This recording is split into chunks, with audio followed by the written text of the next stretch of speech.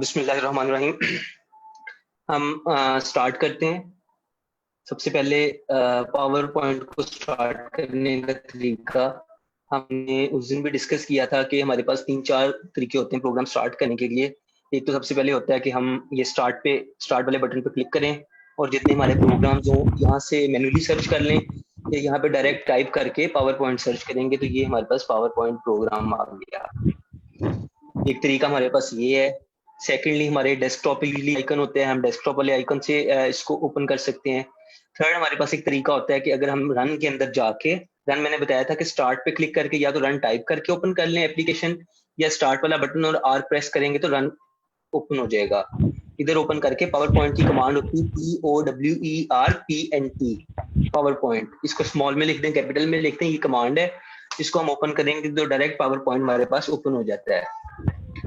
अब जितना Microsoft word के अंदर हमारे पास पेजेस होते थे कि पेज ओपन कर रहे हैं हम, या हमें पेज के टेम्पलेट्स अवेलेबल होते थे, यहाँ पे हमारे पास प्रेजेंटेशंस हैं जिसको हम ओपन कर सकते हैं। स्लाइड्स होती हैं, प्रेजेंटेशंस होती हैं। अगर हम इसको देखें तो ये होम पेज है, होम के ऊपर ये ऊपर न्यू प्रेजेंटेशंस ओपन करने की ऑप्शन है। नीचे जो रिसेंट मैंने ओपन की हुई हैं वो हैं। इस इधर से न्यू में जा सकते हैं हम अगर कोई न्यू प्रेजेंटेशन ओपन करनी है, और इधर ओपन में जा सकते हैं अगर हमने कोई अपने कंप्यूटर में सेव प्रेजेंटेशन ओपन करनी है। तो न्यू में अगर हम जाएं तो न्यू में हमारे पास एक ब्लैंक प्रेजेंटेशन की ऑप्शन है जो हम ओपन कर सकते हैं। ये ब्लैंक प्रेजेंटेशन होगी जिसको सारा कुछ हमने खुद फॉर्मेट करना है। दूसरी ऑप्शन हमारे पास है कि हम न्यू में जाके टेम्पलेट्स यूज कर सकते हैं। टेम्पलेट्स में हमारे पास बहुत ज्यादा ऑप्शंस, डिजाइन्स, प्रेजेंटेशंस अवेलेबल होती हैं जिसको हम यूज करके अपनी प्रेजेंटेशन उसके ऊपर बना सकते हैं। टेक्स्ट अपना लिख सकते हैं, डिजाइन यूज कर लें।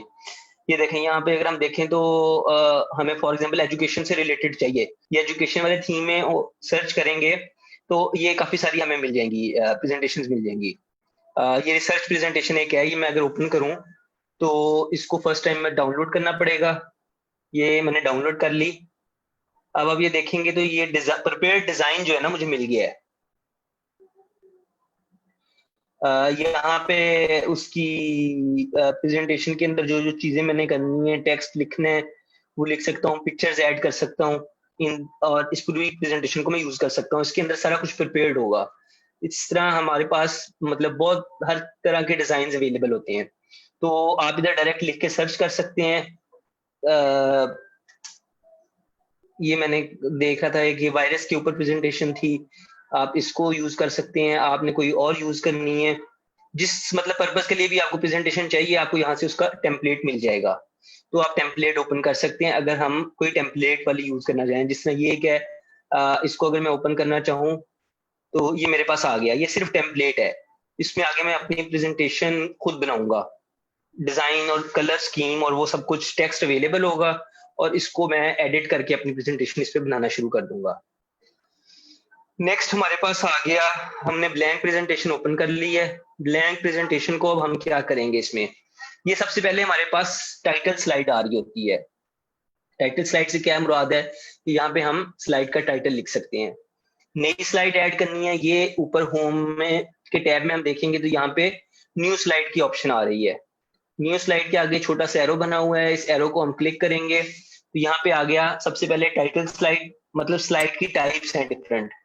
टाइटल स्लाइड है, टाइटल एंड कंटेंट है, सेक्शन हेडर है, टू कंटेंट है, कंपैरिजन है, title only, blank slide, content with caption, picture with caption.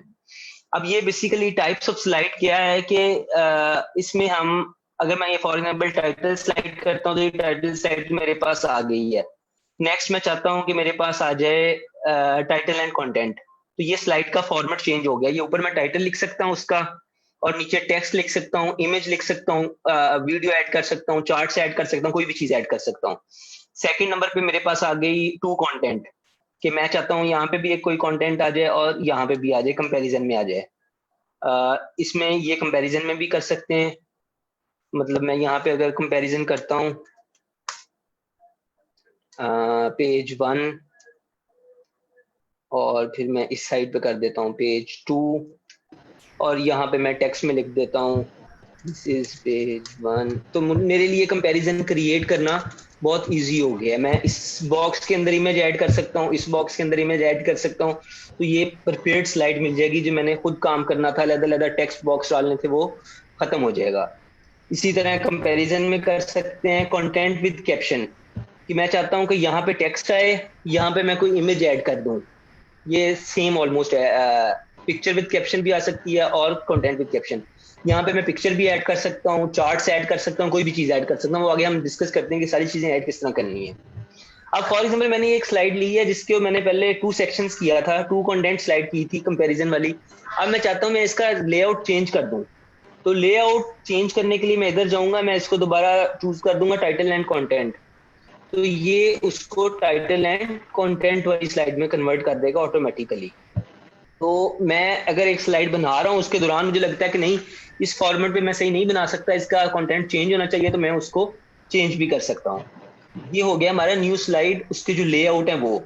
अब इसमें एक ऑप्शन हमारे पास ये है कि अगर मैं यहाँ से ऐड करना चाहूँ, यहाँ से मैं न्यू स्लाइड भी ऐड कर सकता हूँ। इस पे मैंने आके बेसिकली, ये हमारा थंबनेल व्यू है जो लेफ्ट साइड पे आ रहा है, और ये वर्किंग व्यू है जिसपे हम स्लाइड्स पे काम कर रहे हैं। जो थंबनेल व्यू है ना, वहां पे हम स्लाइड जो होती हैं वो ओपन करके उस पे काम कर सकते हैं। मैं यहाँ पे आपको कोई एक स्लाइड ओपन, प्रेजेंटेशन ओपन करता हूँ। ये देखिए मेरी प्रेजेंटेशन एक बनी हुई है। ये थंबनेल व्यू है जो हमारी प्रेजेंटेशन जितनी यूज हो रही हैं, जो बनाई हुई है मैंने, वो यहाँ पे आ रही है लेफ्ट साइड पे। और राइट साइड पे उसका क्या है कि जो मैं उस पर क्लिक करूंगा तो वो आएगी।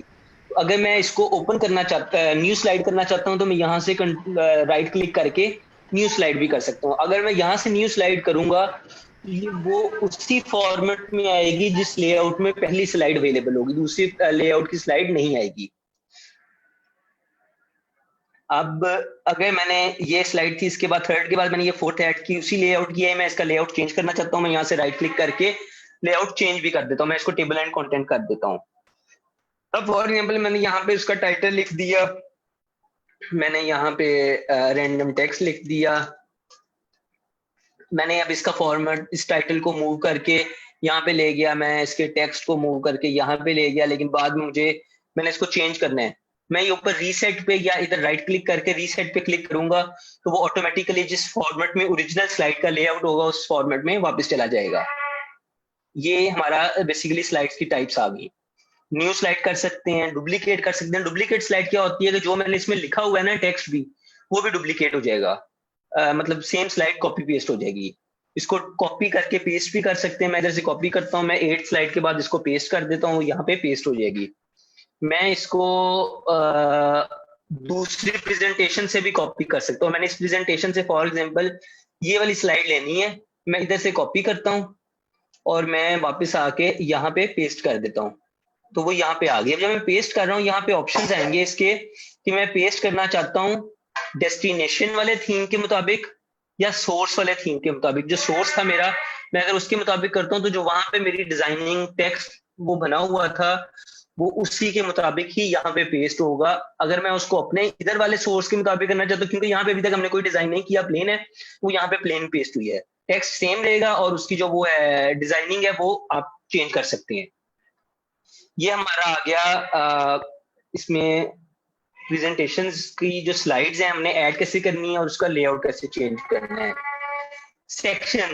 सेक्शंस हम बहुत कम यूज करते हैं। सेक्शंस का हमें फायदा तब हो सकता है अगर हमारी प्रेजेंटेशंस बहुत लंबी हो या हम उसको थोड़ा सा ऑर्गेनाइज करना चाहते हैं, हम ऐड सेक्शन करते हैं। मैं यहाँ पे फॉर एग्जांपल ऐड सेक्शन कर देता हूँ। मैं यहाँ पे इसका टाइटल देता हूँ इंट्रोडक्शन का, सॉरी यहाँ पे मैं देता हूँ पहला रीनेम सेक्शन इंट्रोडक्शन, और मैं सेकंड का दे देता हूँ मेन कंटेंट। उसके बाद मैं और मेन कंटेंट की स्लाइड्स आ जाती हैं 2, फिर मैं इसमें और स्लाइड्स ऐड करता हूँ और इसमें यहाँ पे मैं सेक्शन एक और ऐड कर देता हूँ, इसको मैं एंडिंग कर देता हूँ।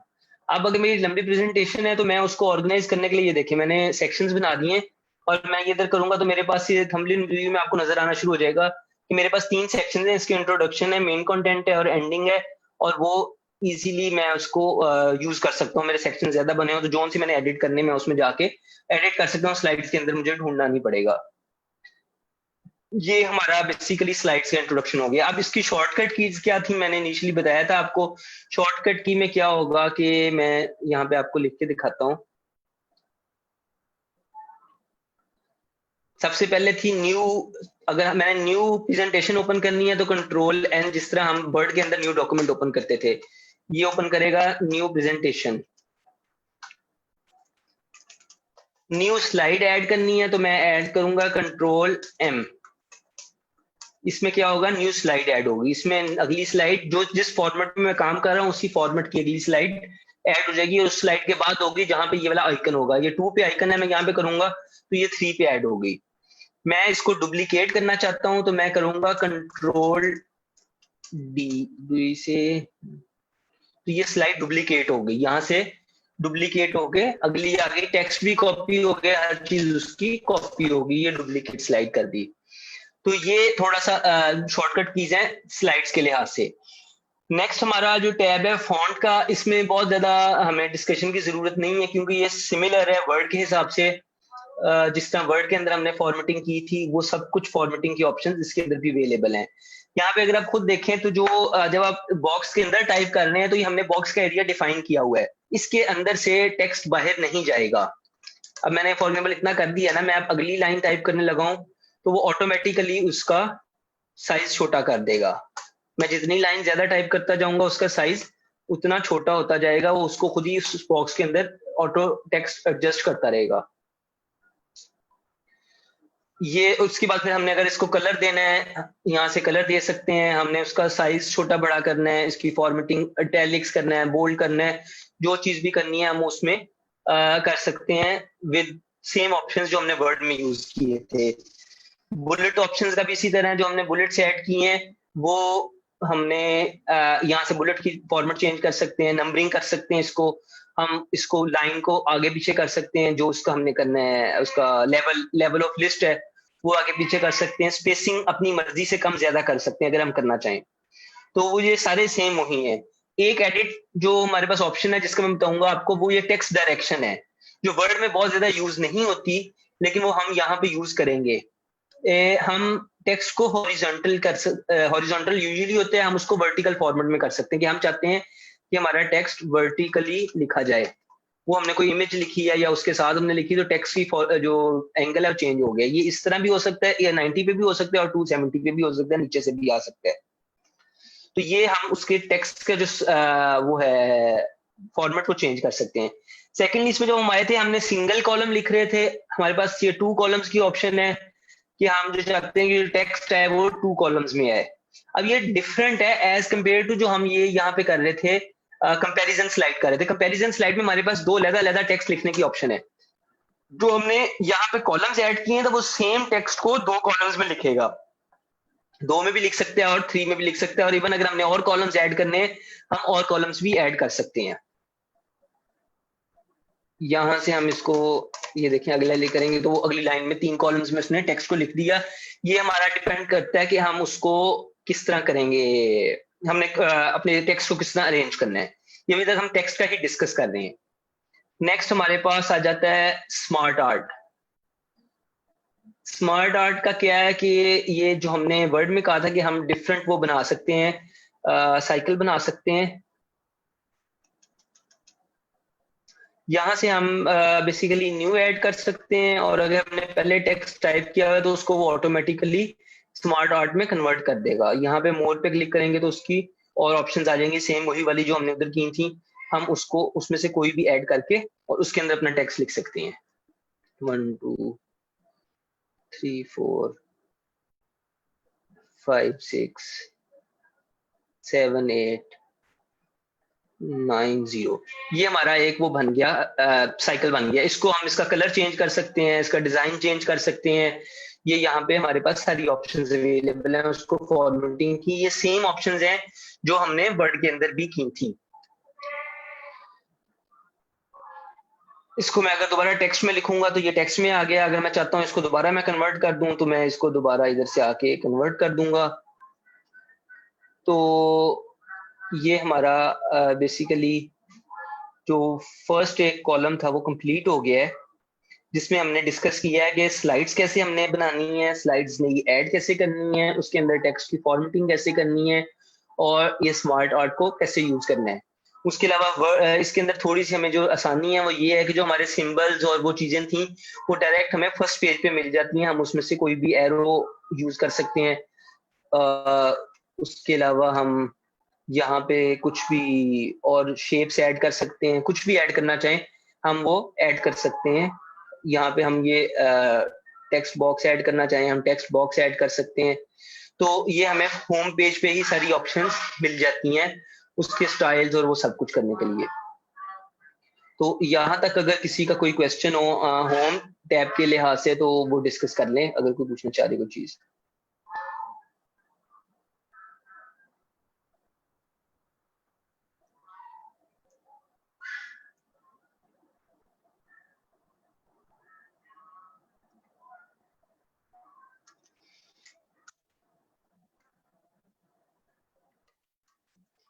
आगे हम चलते हैं। आगे हमारे पास नेक्स्ट आ जाता है इंसर्ट। इंसर्ट का टैब।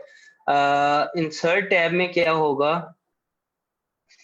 अब इस पे हमारे पास ना जो पावर पॉइंट है उसके अंदर बहुत ज्यादा ऑप्शंस हैं इंसर्ट करने के लिए। न्यू स्लाइड तो हमने डिस्कस कर ली कि हमने किस तरह करनी है। जो हमें डिफरेंट फॉर्मेट से वो हम न्यू स्लाइड में भी जाके कर सकते हैं, या इंसर्ट में भी ऑप्शन आ रही है। टेबल सेम वही चीज है जो हमारे पास थी वर्ड के अंदर। अगर हम यहाँ पे टेबल इंसर्ट करके कोई कॉलम बनाना चाहें, कोई उसमें डेटा लिखना चाहें, हम वो भी लिख सकते हैं। हम डायरेक्ट उसको इंपोर्ट कर सकते हैं फ्रॉम एक्सेल स्प्रेडशीट। एक्सेल की स्प्रेडशीट से भी कर सकते हैं। जो एक्सेल का डाटा है उधर से हम यहाँ पे लिख के उसको भी ऐड कर सकते हैं। तो इसमें देखेंगे तो ये ऑटोमेटिकली वो उसको एडजस्ट कर लेगा। ये यहाँ पे उसने एक्सेल शीट का डाटा भी शो कर दिया है। नेक्स्ट हमारे पास आ गई पिक्चर्स। पिक्चर्स की हमारे पास ऑप्शन क्या है कि एक तो हमारे पास जो सेव पिक्चर है उनमें से हम कुछ भी इंपोर्ट कर सकते हैं। मेरे पास फॉर एग्जांपल इधर डेस्कटॉप पे ये पिक्चर पड़ी हुई है, ये मैं इसको डायरेक्ट इंपोर्ट कर सकता हूँ। इंपोर्ट करके मैं उसको क्रॉप करना चाहूँ मैं क्रॉप कर सकता हूँ। मैं उसको मैंने ये इतनी क्रॉप कर दी है।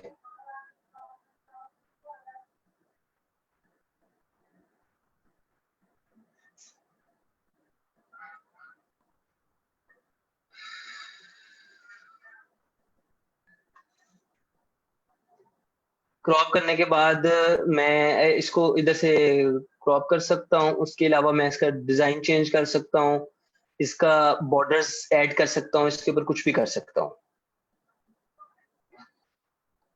अब इसके बाद मैं अगर जाता हूँ वापस इंसर्ट में, तो पिक्चर्स के अंदर हमारे पास एक ऑप्शन आ रही है ऑनलाइन पिक्चर्स की। ऑनलाइन पिक्चर्स उसी तरह होंगी कि अगर हमने कोई प्रेजेंटेशन बनाते हुए इंटरनेट से कोई पिक्चर सर्च करनी है तो मैं इंटरनेट से भी पिक्चर सर्च करके यहाँ पे ऐड कर सकता हूँ।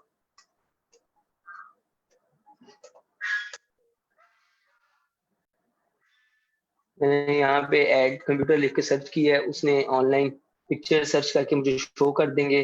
अब उसमें से मैं ये ऐड करना चाहता हूँ तो मैं उस पर डबल क्लिक करूंगा तो वो ऑटोमेटिकली डाउनलोड करके उसको ऐड कर देगा। थर्ड इसमें तरीका क्या है पिक्चर ऐड करने का, अगर मैं इंटरनेट से ही करना चाहता हूँ, मैं इधर से नहीं सर्च करता, मैं गूगल क्रोम में जाता हूँ या जो भी मेरा वेब ब्राउजर है उसके अंदर जाके मैं गूगल इमेजेस पे जाता हूँ।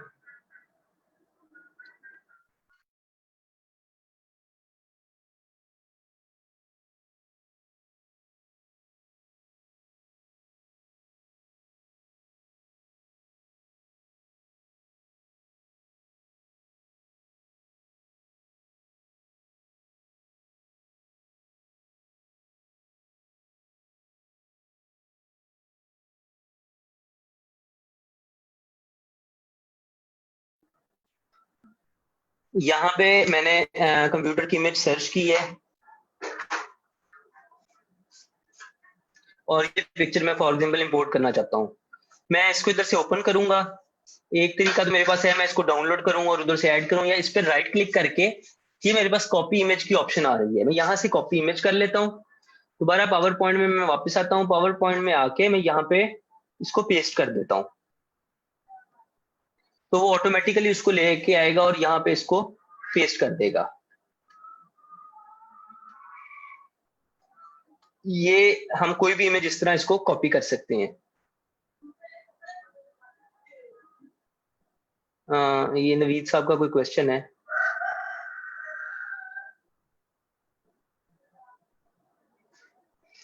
तो इस तरह हम कोई भी इमेज उधर से डायरेक्ट सर्च करके उसको कॉपी पेस्ट करके इधर ला सकते हैं विदाउट डाउनलोडिंग या कुछ करना है। हम उसको कॉपी करेंगे, हम ले आएंगे, फिर उसकी वजह से हमें जितना पार्ट चाहिए होगा हम उसको क्रॉप करके यूज कर सकते हैं। मैं इसको क्रॉप कर लेता हूँ।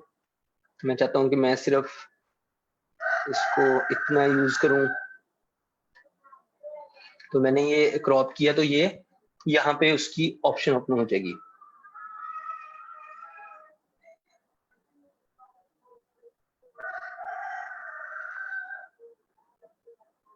Does not copying image require internet connection. Basically जो हम ऑनलाइन पिक्चर्स जब भी लेके आएंगे तो वो इंटरनेट कनेक्शन की तो जरूरत होगी, तो हम ऑनलाइन सर्च कर सकते हैं ना। वो बेशक हम क्रोम में जाके सर्च कर रहे हैं, बेशक हम डायरेक्टली इसमें इंसर्ट से जाके सर्च कर रहे हैं, ये ऑनलाइन ऑप्शन है। जब हमारे पास इंटरनेट कनेक्टेड होगा तब हम ये ऑनलाइन पिक्चर सर्च कर सकते हैं। अगर इंटरनेट कनेक्टेड नहीं है तो फिर तो हम ऑनलाइन पिक्चर सर्च ही नहीं कर सकते, फिर हम सिर्फ अपने कंप्यूटर की पिक्चर्स यूज कर सकते हैं। सेकंड ऑप्शन हमारे पास है स्क्रीनशॉट की। स्क्रीनशॉट में सेम वही चीज जो हमने वर्ड में की थी, इसमें हम बहुत ज्यादा उसे यूज कर सकते हैं। स्क्रीनशॉट के लिए हमारे पास या तो हमारी कोई बुक ओपन है, नहीं, अगर हमने एक दफा इंसर्ट कर ली है पिक्चर, हमारे पास कॉपी करके पेस्ट कर ली है, वो हमारे प्रेजेंटेशन के अंदर सेव हो जाएगी।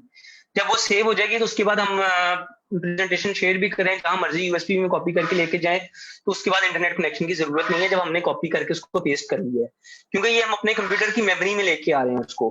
जब हम पेस्ट करेंगे या हम उसको इंसर्ट करेंगे तो वो एक दफा डाउनलोड हो जाएगी ऑटोमेटिकली। वो वीडियो में होगा, मैं वीडियो में आगे आपको जाके बताता हूँ। स्क्रीन क्लिपिंग है। स्क्रीन क्लिपिंग में क्या होगा, ये मेरे पास ओपन हो गया, मैं इतना हिस्सा स्क्रीन का लेना चाह रहा हूँ, वो मैं इसको ऐड करूंगा तो ये ऑटोमेटिकली इतना इंसर्ट हो जाएगा।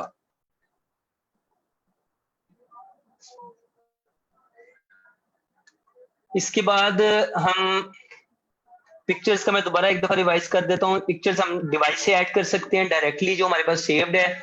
Online pictures directly power point में भी ऐड कर सकते हैं। पावर पॉइंट में ऐड करेंगे तो हमें क्या करना है, इधर आके हम सर्च कर लेंगे। अगर हमने क्रोम से ऐड करना है तो क्रोम के अंदर हम कोई भी इमेज सर्च करेंगे, मैं उसको ओपन करूंगा। ओपन होने के बाद मैं जब ये लोड हो जाएगी मैं राइट क्लिक करके कॉपी इमेज करूंगा, कॉपी इमेज हो जाएगी तो मैं यहाँ आके इसको पेस्ट कर दूंगा। ये जब वो डाउनलोड करेगा और वो इधर मुझे पिक्चर शो कर देगा, मैं उसको बड़ा छोटा कर सकता हूँ। ये इंसर्ट पिक्चर थी। स्क्रीनशॉट हमने डिस्कस कर ली। फोटो एल्बम में बेसिकली आप नंबर ऑफ पिक्चर्स को इकट्ठा इंपोर्ट कर सकते हैं। ये हमारी प्रेजेंटेशन में बहुत ज्यादा यूज नहीं होगी। अगर आप करना चाहें इसको, तो आप बेसिकली अगर नंबर ऑफ पिक्चर्स को ऐड करेंगे तो वो क्या करेगा, वो उसको मेरे पास अगर कोई पड़ी हो तो मैं दिखाऊंगा आपको। ये मैंने सारी ऐड कर दी ना, तो ये 11 पिक्चर्स हैं। ये 11 पिक्चर्स को एक स्लाइड्स में बना के ना, तो 11 स्लाइड्स मेरे पास शो कर देगा। ये हर पिक्चर की एक स्लाइड बना देगा। ये यूज होगी अगर मैं कोई वो बनाना चाहूँ, फोटोशॉप करना चाहूँ उसको, सॉरी, फोटो एल्बम बनाना चाहूँ, कोई इस तरह की चीज करना चाहूँ, तो उसके अंदर मैं ऐड कर सकता हूँ फोटो एल्बम को। अब आ गए हमारे पास पिक्चर्स में यही चीज होगी। पिक्चर के साथ ही मैं आपको यहाँ पे वीडियो भी कवर कर दूं। वीडियो में हमारे पास ऑप्शन है ऑनलाइन वीडियो की अगेन। ऑनलाइन वीडियो में क्या है कि मैं यूट्यूब से कोई एक वीडियो सर्च कर लेता हूँ।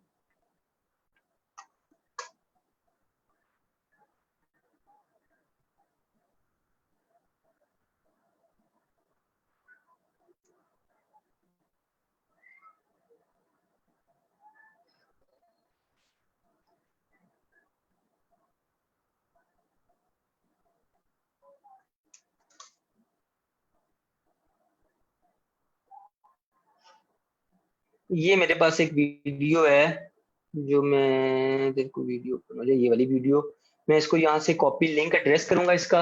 मैं आऊंगा इसमें और वीडियो में जाके ऑनलाइन वीडियो पे मैं इसको पेस्ट कर दूंगा, इंसर्ट करूंगा। अब ये क्या करेगा, ये इसका लिंक पेस्ट करेगा यहाँ पे।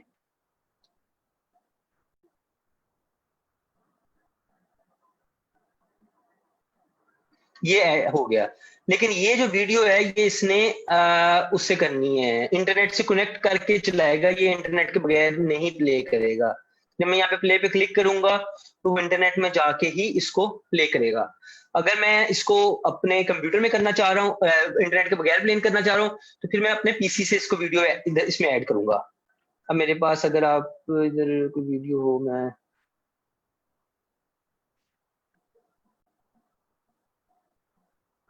ये एक मैंने ऐड कर दी है। ये जो है ये मैंने अपने कंप्यूटर से ऐड किया, तो ये मेरे इंटरनेट कनेक्शन के बगैर भी इसको प्ले कर देगा। अब जब मैं ये वीडियो एक ऐड कर दी है ना, तो उसमें यहाँ मेरे पास कुछ ऑप्शंस अवेलेबल हैं। मैं उसको,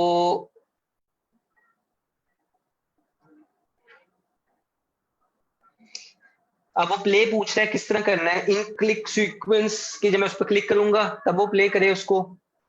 अब इसको अगर मैं, आप अभी इसको आगे हम डिस्कस करते हैं, उसके जो डिजाइन है उसमें डिफरेंट में।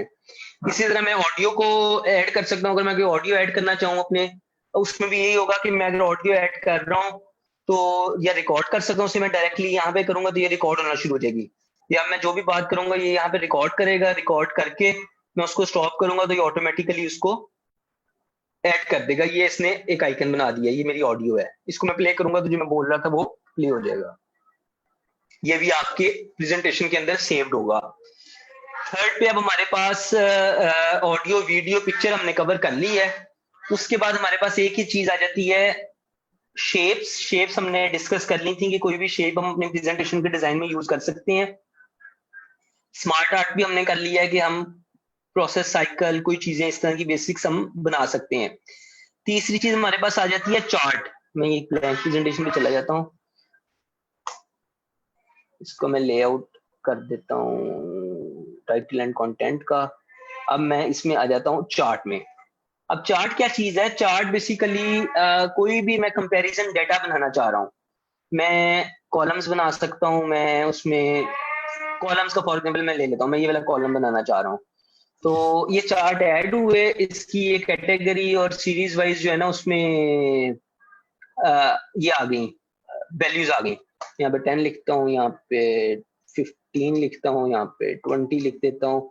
इसी तरह मैं इसमें 20, 15, 20, 24, 23, 50, अब 33, 44, 33।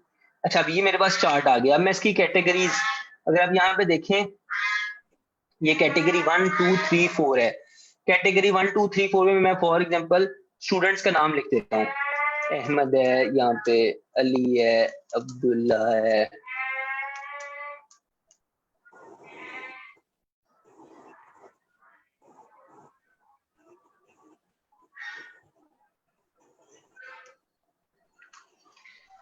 अब यहाँ पे स्कोर्स आ गए, फिजिक्स आ गया, केमिस्ट्री आ गया,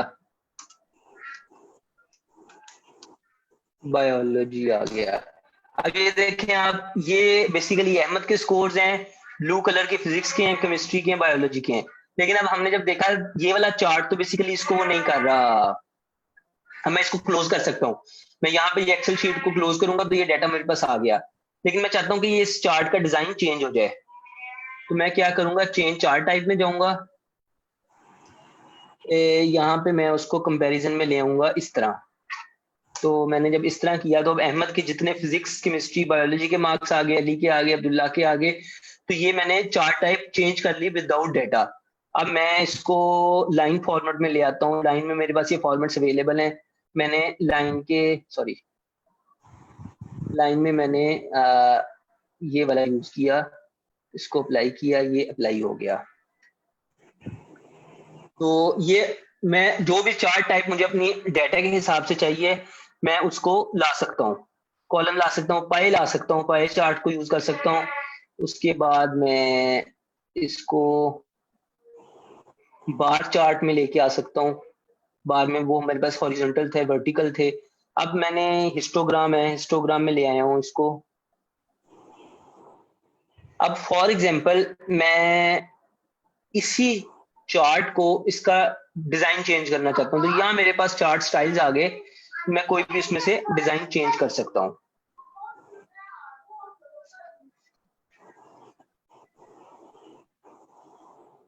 ये मेरा ख्याल सबको क्लियर हो गया होगा। ये इंपॉर्टेंट है थोड़ा सा चार्ट से, मैं इसलिए इस पर जरा ज्यादा टाइम लगा रहा हूँ क्योंकि ये बहुत ज्यादा यूज होने चाहिए हमारी प्रेजेंटेशन में, जो हम कम यूज करते हैं। इससे आपका जो डाटा, जो कंपेरिजन है वो बहुत ईजी हो जाते हैं।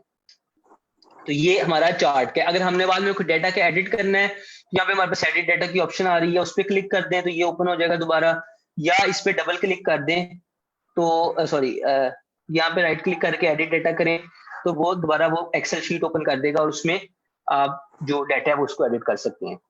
ये हमारे पास थे चार्ट्स। अब हमने शेप्स कवर कर ली, स्मार्ट आर्ट कवर कर लिया और चार्ट्स कवर कर लिए। इसके बाद आ गया नेक्स्ट हाइपरलिंक, जो हमने डिस्कस किया था उसके अंदर, वर्ड के अंदर भी वो हमारे पास इसके अंदर भी ऑप्शन है हाइपरलिंक की। लेकिन इसमें हाइपरलिंक में एक एडिट चीज ये है, slide, second slide, third slide, online. अब मैंने ये चार चीजें लिखी हैं, मैं फर्स्ट स्लाइड को सिलेक्ट करता हूँ और मैं इस पे हाइपरलिंक लगा देता हूँ। मैं चाहता हूँ कि प्लेस इन दिस डॉक्यूमेंट, मैं चाहता हूँ कि जब मैं फर्स्ट पे क्लिक करूँ तो वो स्लाइड नंबर 1 पे चला जाए। सेकंड पे मैं चाहता हूँ कि मैं इसको लिंक कर दूं स्लाइड नंबर 2 से। थर्ड में मैं चाहता हूँ मैं इसको लिंक कर दूं स्लाइड नंबर 3 से। यहाँ मैं चाहता हूँ कि यहाँ जब मैं क्लिक करूँ तो एक ऑनलाइन वेबसाइट ओपन हो जाए, तो मैं यहाँ पे www.google.com ये मैंने ऐड कर दिया। अब जब मैं इस पे ये स्लाइड शो पे हूँ तो मैं ये देखूंगा, मैं इस पे फर्स्ट पे आके क्लिक किया ना, जो मेरी फर्स्ट स्लाइड थी वो ओपन हो गई, वो फर्स्ट स्लाइड पे आ गया। उसके बाद मैं दोबारा इस पे आता हूँ, मैंने इस पे आके सेकंड पे क्लिक किया तो ये सेकंड स्लाइड पे ऑटोमेटिकली चला गया। मैं उसके बाद जाके दोबारा जब थर्ड पे क्लिक करूंगा तो ये थर्ड स्लाइड पे चला गया। तो ये अगर हम स्लाइड के अंदर कोई रेफरेंस देना चाहते हैं, मतलब मैं 10वीं स्लाइड पे हूँ, मैं चाहता हूँ कि मैं यहाँ पे सेकंड स्लाइड का रेफरेंस दूं, तो मैं उसको ऐड कर सकता हूँ। और यहाँ पे क्लिक करूंगा ऑनलाइन पे तो वो ऑटोमेटिकली ऑनलाइन गूगल ओपन कर देगा। ये इसने गूगल ओपन कर दिया अगर मेरा कनेक्टेड होगा। तो यहाँ पे जो भी आप अगर कोई ऑनलाइन लिंक देना चाहते हैं तो ऑनलाइन लिंक दे सकते हैं।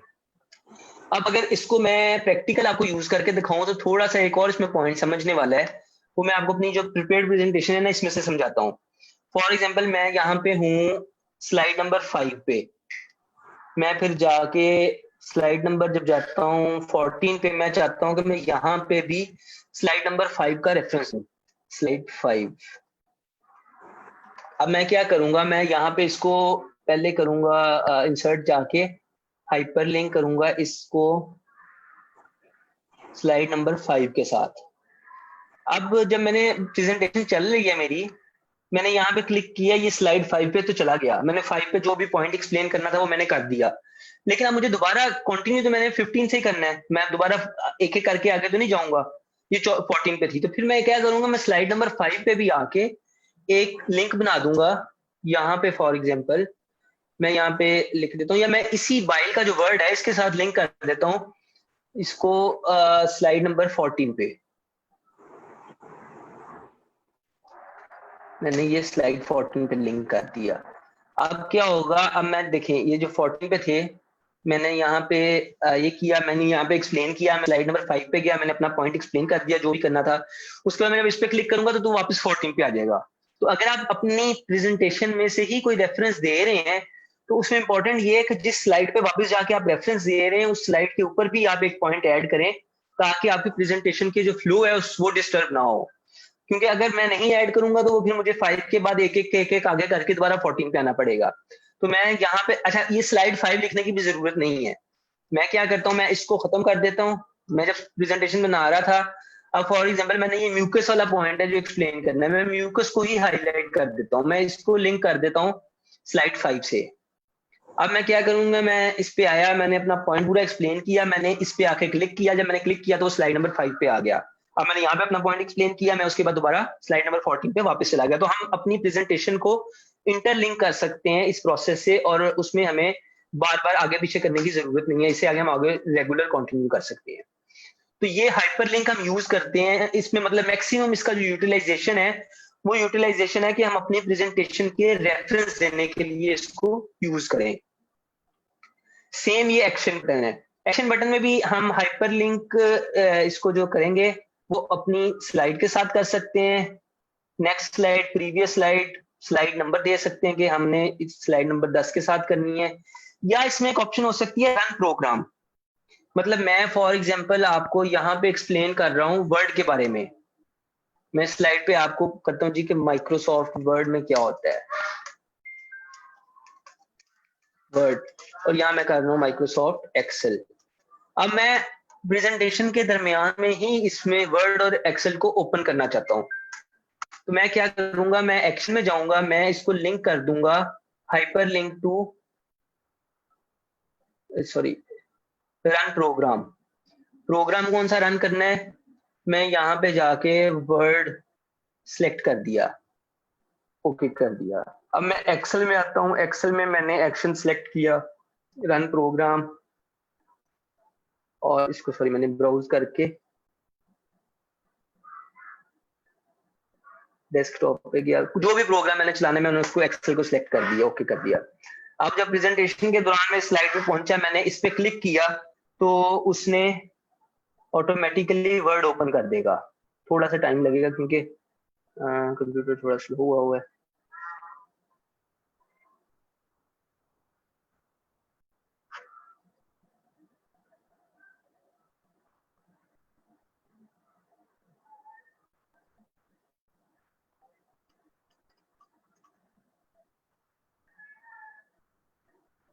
तो ये हमारा एक्शन का बटन है, अभी ओपन हो जाएगा तो मैं आपको दिखा देता हूँ। लिंक और एक्शन ये हो गया। मेन लिंक हम यूज करेंगे जब हमने अपने ही डॉक्यूमेंट में क्रॉस लिंक करना है। एक्शन हम यूज करेंगे, एक्शन को भी हम यूज कर सकते हैं उसके लिए अपने स्लाइड के लिए। लेकिन एक्शन के अंदर हमारे पास एक ऑप्शन है माउस ओवर की। माउस ओवर का मतलब है कि हम उस बटन के ऊपर माउस लेके जाएं तो वो ऑटोमेटिकली ये हो जाए। मैं दोबारा इसी पे आके आपको एक्सप्लेन करता हूँ। जिस तरह मैंने ये 14 स्लाइड पे किया था ना, इस पे इसका हाइपरलिंक मैं रिमूव कर देता हूँ, रिमूव लिंक। मैं इस पे जाके एक्शन लगा देता हूँ mouse over hyperlink to slide number 4, okay.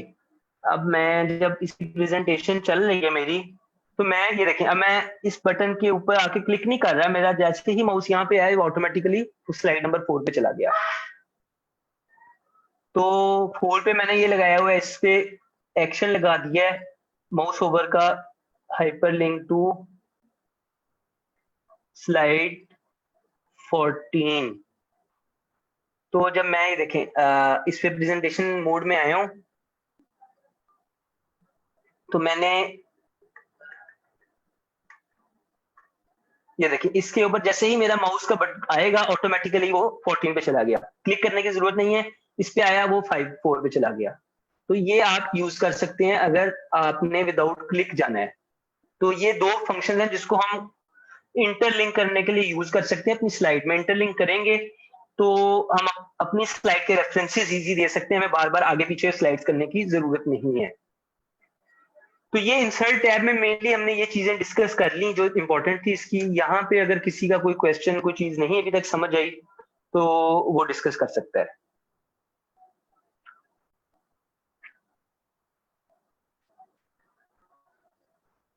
हम आगे चलते हैं।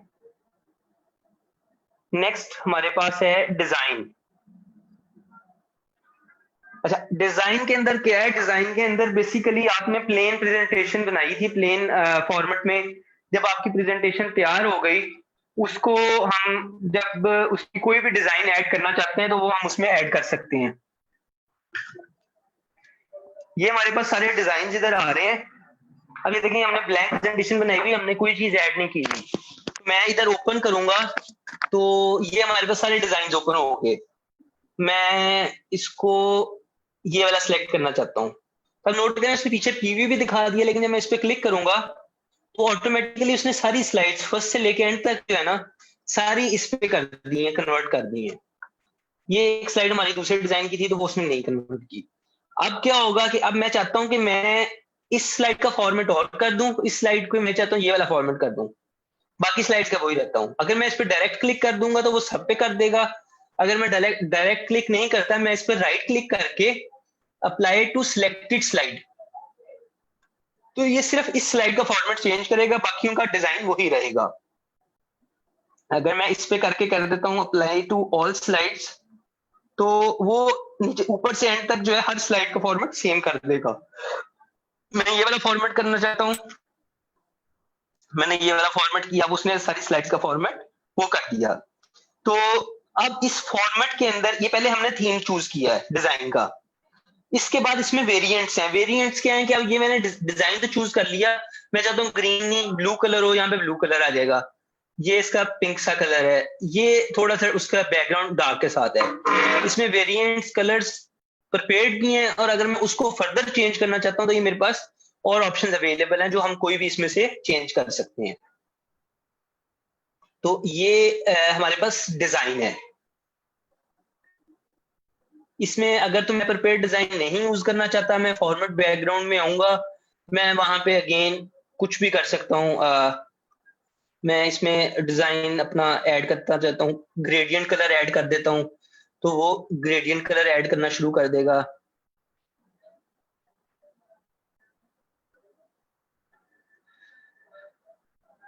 ये देखिए, उसने कलर चेंज कर दिया। और फिर ये मेरे पास ऑप्शन होगी कि मैं सिर्फ इसी स्लाइड पे कर रहा हूँ या मैं अप्लाई टू ऑल है। मैं अप्लाई टू ऑल करूंगा तो वो सब पे ऐड कर देगा।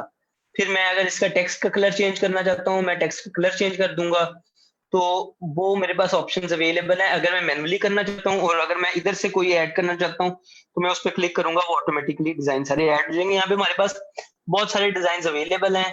हम ब्राउज करके अगर हमारे पास कुछ सेव्ड हो या डाउनलोडेड हो, ये आपको ऑनलाइन डाउनलोड भी कर सकते हैं इन डिजाइन को, आपको कोई अच्छा लगे तो आप उसको भी यूज कर सकते हैं। अब इसके अंदर मेरे पास ये फॉर्मेट्स वेरिएंट्स अवेलेबल हैं, तो वो मैं अगर कलर चेंज करके कोई वेरिएंट चेंज करना चाहता हूँ तो मैं उसको चेंज कर सकता हूँ। ये हमारा डिजाइन था। आई होप ये सारी ये क्लियर होगा। डिजाइन ये बहुत छोटा सा था इसलिए मैंने इस पर ज्यादा टाइम नहीं लगाया, लेकिन इंपॉर्टेंट इसलिए है कि जब आप स्लाइड बना प्रेजेंटेशन बना रहे हैं, आप प्लेन पे बनाए, जब आपकी कंप्लीट हो जाए तो फिर आप उसको आराम से जो भी आपको डिजाइन पसंद आता है आप उसके डिजाइन के मुताबिक ऑटोमेटिकली उसको चेंज करें। चेंज करके उसको जो है उसको कोई जो भी आप फॉर्मेट देना चाहते हैं उसको वो कर दें।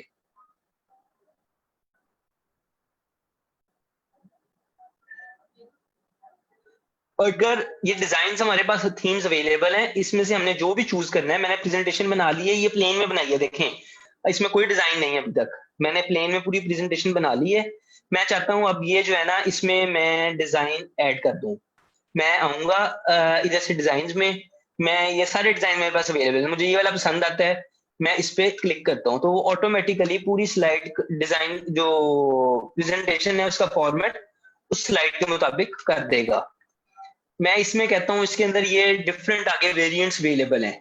मैं कहता हूँ ये वाला वेरिएंट करना है, ये वाला करना है, ये वाला करना है, जो सा मैं करूंगा वो वाला वेरिएंट ऑटोमेटिकली आ जाएगा। फिर मैं चाहता हूँ कि ये ठीक है, ये तो स्लाइड ठीक है, लेकिन इसमें ये वाली जो स्पेसिफिक स्लाइड है ना, इसका थीम कुछ और होना चाहिए। तो मैं यहाँ पे अगर कोई ये वाला थीम मैं उसका करना चाहता हूँ, तो मैं आऊंगा, मैं राइट क्लिक करूंगा, मैं कर दूंगा apply to selected slide only. तो मैं सिर्फ इस स्लाइड पे थीम चेंज होगा, बाकियों पे नहीं होगा। तो अगर आपने किसी एक स्पेसिफिक स्लाइड पे करना है तो आप स्पेसिफिक स्लाइड पे भी थीम चेंज कर सकते हैं। इसको इसका अब नेक्स्ट हम चलते हैं ट्रांजिशन पे। ट्रांजिशन भी बहुत एक छोटा सा पॉइंट है। इस पे क्या होता है, इस पे ट्रांजिशन होती है कि जब मैं, ये देखिए मैं अभी उसमें चला जाता हूँ प्रेजेंटेशन मोड में, मैं नेक्स्ट पे कर रहा हूँ तो नेक्स्ट स्लाइड्स आ रही हैं। अगर मैं चाहता हूँ ये जो नेक्स्ट स्लाइड आए इसमें कोई वो चेंज हो, मतलब जो इसका थीम है वो चेंज हो, तो इसमें वो कैसे होगा। मैंने यहाँ पे पुश कर दिया फॉर एग्जांपल, ये हर स्लाइड पे आ रहा है, तो इस स्लाइड का मैं कर दूं स्प्लिट, इस पे मैंने कर दिया रैंडम बार्स, इस पे मैंने कर दिया अनकवर, इस पे मैं कर देता हूँ लाइंस, इस पे मैंने कर दिया है श्रेड। आप इस पे, ये मैं मतलब बेसिक्स आपको बता रहा हूँ, बाकी बाद में आप बेशक खुद एग्जाम्पल से वो करते रहे, आपको समझ आ जाएगी। अब ये देखें, जब मैं स्टार्ट करूंगा ना तो ये जो मैंने इस पे लगाया था एनिमेशन ट्रांजिशन लगाई थी उससे आ रहा है। अब ये नेक्स्ट उसने वो किया, नेक्स्ट पे उसने फिर लगाया, ये अगला आ गया, ये अगला आ गया, ये अगला आ गया। तो ये जो जो ट्रांजिशन आप लगाते हैं, जिस जिस स्लाइड पे लगाना चाहें आपकी मर्जी है, आप उस पे लगा सकते हैं। जब आप लगाएंगे, अब इन पे नहीं लगा हुआ तो ये प्लेन उसी तरह ही चलती रहेगी। तो ये हमारा आ गया ट्रांजिशन। ट्रांजिशन में फिर ऐसा ये ड्यूरेशन आ रही है। ड्यूरेशन क्या होती है, ड्यूरेशन होती है कि कितने सेकंड में वो आए। मतलब मैं अब ये देखे ना, यहाँ पे ये आ रहा है, ये 1 सेकंड में ऊपर आया है, ये अगला भी 1 सेकंड में। मैं अगर यहाँ पे ड्यूरेशन इसकी कर देता हूँ 5 सेकंड,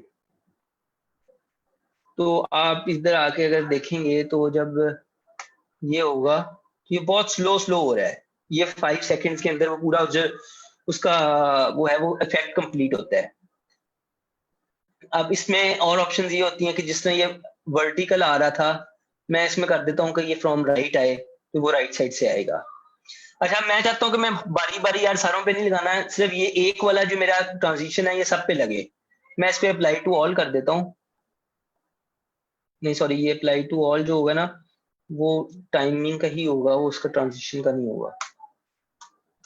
ये हाँ, ये सब पे अप्लाई हो गया है। अगर मैं इस पे लगाना चाह रहा हूँ तो मैंने अप्लाई टू ऑल किया है, तो ये ऑटोमेटिकली सब पे ऐड हो गया। मैं ये रैंडम बार्स वाला लगाना चाह रहा हूँ, सब पे लगाना चाह रहा हूँ, अप्लाई टू ऑल किया, मैं इसका टाइम कर देता हूँ 3 सेकेंड। तो अब ये देखें, ये फर्स्ट आया, ये सेकंड 3 सेकंड में हुआ, ये अगला हुआ। तो ये हर स्लाइड के ऊपर ये ऑटोमेटिकली ये वाला ट्रांजिशन अप्लाई हो जाएगा। अच्छा, ये एडवांस स्लाइड वाला टाइमिंग जो है ये मैं आगे डिस्कस करते हैं हम स्लाइड शो में। आगे एनिमेशंस आ गई। मैं एनिमेशन के लिए फिर अपनी वो दूसरी स्लाइड ओपन करता हूँ जिसमें मैंने टेक्स्ट लिखा हुआ है। अच्छा, एनिमेशन क्या होती है? ट्रांजिशन तो थी एक स्लाइड से दूसरी स्लाइड में जाने का प्रोसीजर। एनिमेशन होती है एक स्लाइड के अंदर ही हम टेक्स्ट को जो अपीयर किस तरह करवाना है। अब मैं फॉर एग्जांपल यहाँ पे दिखाता हूँ आपको। ये मैंने वाइप की एनिमेशन लगा दी, तो ये वाइप जब मैं इस स्लाइड पे आऊंगा तो ये ऑटोमेटिकली इस फॉर्मेट में आ गई। ये देखें वाइप होके आ गई। अब लेकिन मैं चाहता हूँ कि जो मेरा टेक्स्ट है ये इकट्ठा अपीयर ना हो। मैं टेक्स्ट पे आके इस पे एनिमेशन लगाऊंगा। एनिमेशन 3 टाइप्स की होती हैं। एक होती है एंट्रेंस। एंट्रेंस का मतलब है कि टेक्स्ट पहले अपीयर नहीं होगा, जब मैं बटन प्रेस करूंगा तो टेक्स्ट आएगा और किस शेप में आएगा। मैं कहता हूँ जी अपीयर ऐसे आ जाए। अच्छा, अब अगर तो मैं इस पे लगाना चाहता हूँ ना अपीयर का, इस पे मैंने लगा दिया अपीयर। फिर मैं चाहता हूं कि जो नीचे वाला है ना, ये इस अपीयर नहीं होगा, इस पे मैं एम्फेसिस लगा देता हूँ। एम्फेसिस का मतलब है कि टेक्स्ट वहां पे ही होगा लेकिन वो हो जाएगा प्रोमिनेंट हो जाएगा। और इस पे मैं लगा देता हूं एग्जिट का, फ्लाई आउट। अच्छा, अब इस पे ना एक चीज आप देखें, अब क्योंकि मैंने एंट्रेंस सिर्फ एक पे लगाया है, तो जो मेरा पहले वाला टेक्स्ट था वो पहले अपीयर नहीं होगा, मैं जब प्रेस करूंगा तब अपीयर होगा। अगली मैंने लगाई थी इसकी एम्फेसिस की, जब मैं अगला प्रेस करूंगा तो ये एम्फेसाइज करेगा उस टेक्स्ट को। ये इमेज पे भी लगा सकते हैं, टेक्स्ट पे भी लगा सकते हैं। अगला मैंने एग्जिट लगाया है, तो वो एग्जिट पे भी वो चला जाएगा। तो अब इसको समझने के लिए मैं आपको ये तीनों इसीलिए ऑप्शंस दिखाई हैं। हम एक एनिमेशन पेन ओपन करते हैं। एनिमेशन पेन क्या होता है कि जितनी एनिमेशन इस स्लाइड पे आपने लगाई हैं वो नजर आ रही हैं। अब ये यहाँ पे 1 2 3 नजर आ रहा है आपको। 1 पे देखिए ये ग्रीन कलर का लगा हुआ है एंट्रेंस वाला।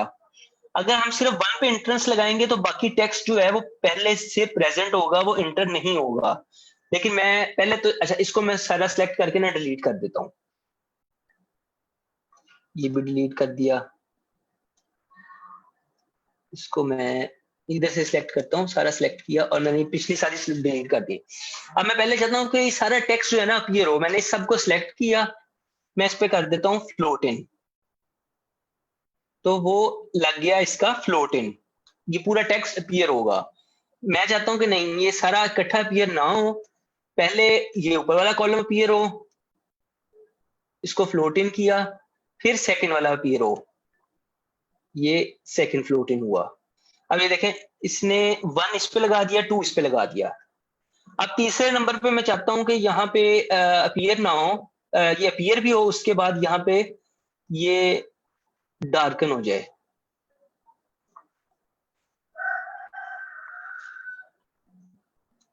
मैंने इसको डार्कन लगाया।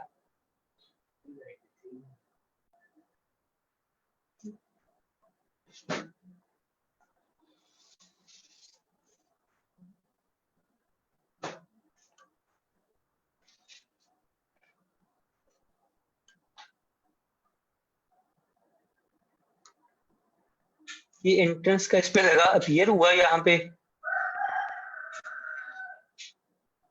और उसके बाद फिर इसने, अच्छा मैं यहाँ पे लगा चुका हूँ, लेकिन मैं चाहता हूँ कि इसका मैं ये सेकंड नंबर पे आए।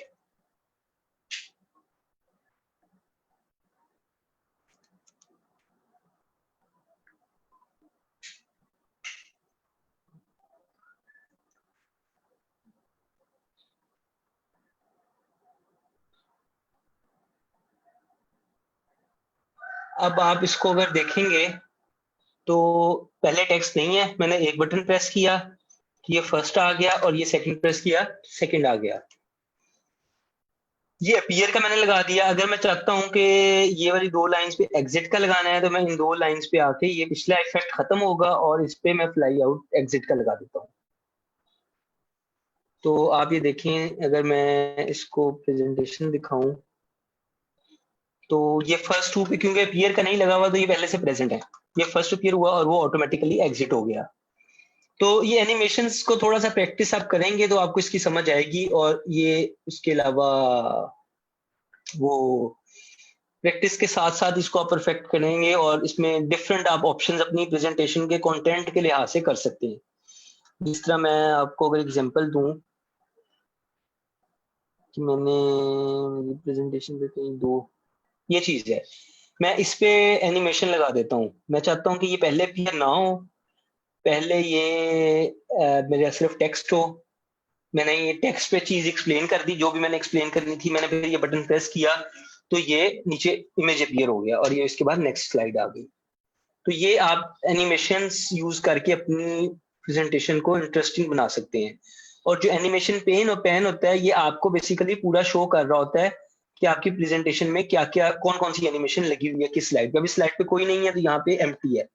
मैं स्लाइड पे ये फ्लोट इन लगा देता हूँ, तो वो ऑटोमेटिकली उसने फ्लोट इन लगाया, इसे 1 2 किया, और ये यहाँ पे शो कर दिया कि किस किस लाइन पे फ्लोट इन लगा हुआ है, किस किस पे नहीं लगा हुआ। ये एनिमेशन का था। और अच्छा, यहाँ पे एक चीज ये थी, ये ट्रिगर। ट्रिगर होता है कि जब अगला कब आए। मैं यहाँ पे लगा देता हूँ कि मेरे क्लिक के बाद है, तो जब मैं क्लिक करूंगा तब आएगा। अगर मैं चाहता हूँ कि क्लिक के बाद ना आए, वो ऑटोमेटिकली विद टाइम आ जाए,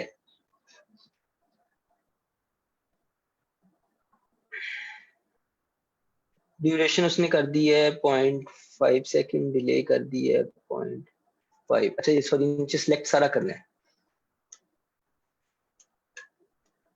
स्टार्ट आफ्टर प्रीवियस या ड्यूरेशन डिले इसमें कर दिया 0.25 सेकेंड का, ड्यूरेशन 0.5 सेकेंड की। अच्छा अब ये देखें ऑटोमेटिकली जो है मैं प्रेस नहीं कर रहा, वो ऑटोमेटिकली इतनी स्पीड से टेक्स्ट सारा आना शुरू हो जाएगा, जो भी मैंने उसकी एनिमेशन लगाई होगी इसके मुताबिक। तो ये आप उसका टाइम डिसाइड करके आप कर सकते हैं कि कितनी स्पीड से या किस तरह आपका टेक्स्ट सारा अपीयर होगा। ये एनिमेशंस का टैब था हमारा, ये भी कवर हो गया है। इस पे अगर किसी को यहाँ तक कोई क्वेश्चन हो तो वो एक दफा पूछ ले।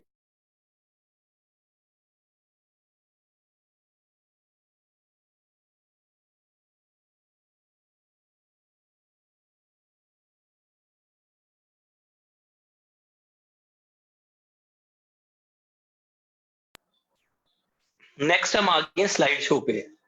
अब स्लाइड शो जो है ये सबसे इम्पोर्टेंट टैब है, तो जो पावर पॉइंट के लिहाज से स्पेसिफिक है कि जो बाकी चीजों में नहीं आपको नजर आएगा, जिस तरह ट्रांजिशन एनिमेशन थी, ये अब हम स्लाइड शो में। अच्छा सबसे पहले इसमें मैं एक पॉइंट क्लियर कर दूं, प्रेजेंट ऑनलाइन। प्रेजेंट ऑनलाइन होता है जो ऑफिस आपको प्रेजेंटेशन देता है, सर्विस देता है कि आप अपने प्रेजेंटेशन को ऑनलाइन शेयर कर सकते हैं किसी के साथ भी। ऑनलाइन शेयर करने का मतलब है कि आप अपनी प्रेजेंटेशन दे सकते हैं, डिस्कस कर सकते हैं किसी के साथ ऑनलाइन। मैं इस पर अगर क्लिक करता हूँ तो यहाँ पे कनेक्ट कर देता हूँ, ये मेरा ना एक सर्वर कनेक्ट करेगा, इंटरनेट अगर मेरा कनेक्टेड है, और मुझे ये एक लिंक दे देगा।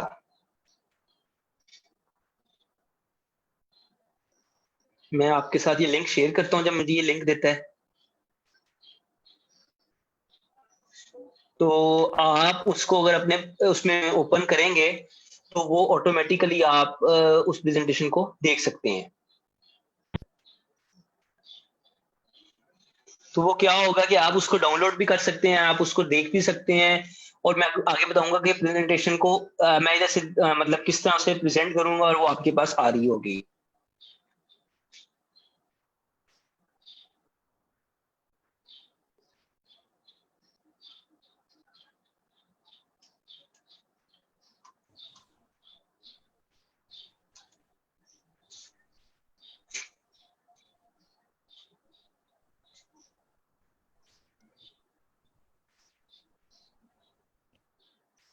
ये अब लिंक आ गया, ये मैं ना इधर जूम की चैट में आपको भेज रहा हूँ। अच्छा अब जो भी ये प्रेजेंटेशन ओपन करेगा, मैं इधर ओपन करके भी आपको दिखा देता हूँ। उसकी ब्राउजर के अंदर पावर पॉइंट ओपन होगा, ओपन होके तो जो मेरी ये प्रेजेंटेशन है वो वहां पे डाउनलोड होके चलना शुरू हो जाएगी। मैं जिस तरह नॉर्मल प्रोजेक्टर पे प्रेजेंट करता हूँ, मैं यहाँ से स्टार्ट प्रेजेंटेशन करूंगा तो वो उसी तरह आपके पास नजर आना शुरू हो जाएगी प्रेजेंटेशन।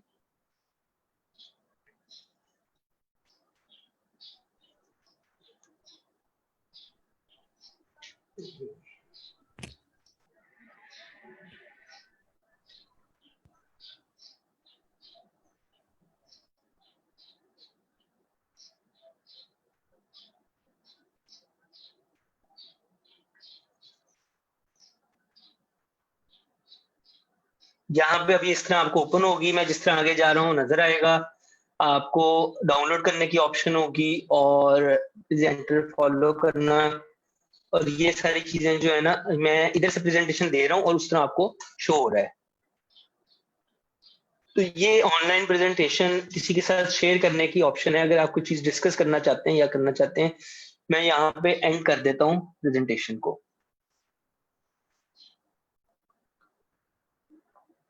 अब नेक्स्ट हमारा जो इम्पोर्टेंट चीज है जो मैं आपको बताने लगा हूँ वो है ये नीचे एक कमेंट्स की ऑप्शन होती है स्लाइड्स के साथ, सॉरी कमेंट्स कह रहा हूँ, नोट्स की। ये आप अगर देखें ना तो अक्सर ये आ रहा होता है क्लिक टू ऐड नोट्स। अब ये basically click to add notes क्या है? नोट्स का पर्पज ये होता है कि जो मैंने इस स्लाइड के ऊपर प्रेजेंट करना है, मुझे अगर उससे रिलेटेड कोई अपने पॉइंट्स अपने लिए चाहिए, प्रेजेंटर के लिए, ऑडियंस के लिए नहीं, कि मैं चाहता हूं कि मैं यहाँ पे डिस्कस करूं types of autosomal dominant disorder, या मैं उनको रेफरेंस देना चाहता हूँ कि page number 343 book of Robins, मैं अपने इसके लिए लिखना चाहता हूँ। अब प्रेजेंट, ये ऊपर एक चीज आ रही है यूज प्रेजेंटर व्यू। जब मेरे पास दो मॉनिटर्स कनेक्टेड होते हैं तो अक्सर ये भी इशू आता है कि जी प्रेजेंट कनेक्ट कर रहे हैं, मॉनिटर्स कनेक्ट नहीं हो रहे, तो आपने किसी के साथ आगे प्रोजेक्टर लगाया है तो वो प्रोजेक्टर पे आपकी प्रेजेंटेशन शो नहीं हो रही। तो उसका सबसे अच्छा एक तरीका होता है स्टार्ट का बटन प्रेस करें और पी प्रेस करें, ये इस तरह की एक विंडो ओपन हो जाएगी।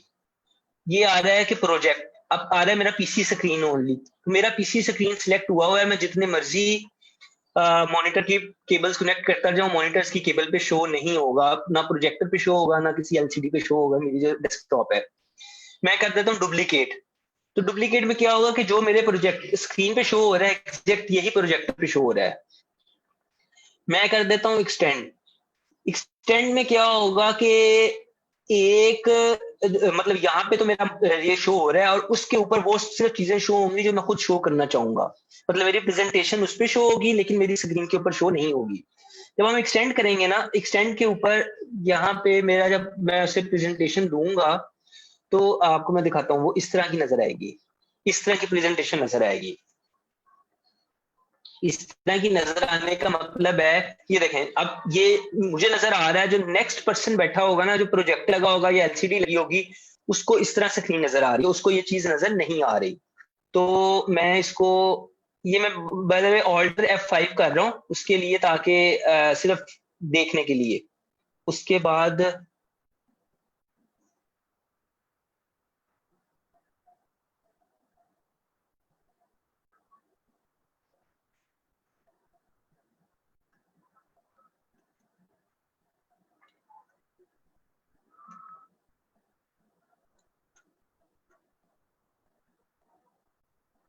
ये आ गया, ऑल्टर F5 किया तो ये आपके पास आ गया। अब यहाँ पे मेरा टाइम आ रहा है कि मेरी प्रेजेंटेशन को टाइम कितना हो गया है। ये हेल्पफुल होता है जब आपने कोई टाइम प्रेजेंटेशन देनी हो तो उसमें पता चले कि कितनी देर के लिए आपने कितना टाइम हो गया है।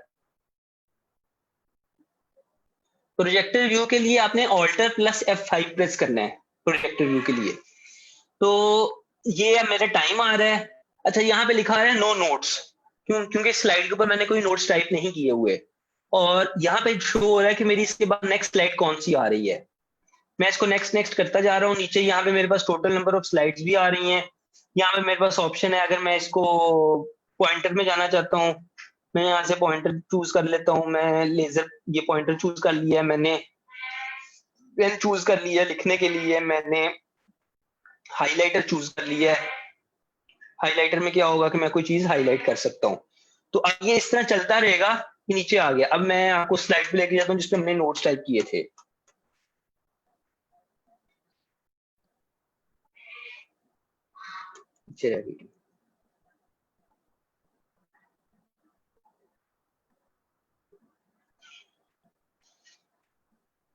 ये अभी एक साइड पे हमने नोट्स टाइप किए थे, तो यहाँ पे वो नोट्स आपको शो हो रहे होंगे लेकिन ऑडियंस को जब आप देखेंगे ऑडियंस को शो नहीं हो रहे होंगे। तो ये प्रोजेक्टर व्यू तब आप यूज करें जब आपने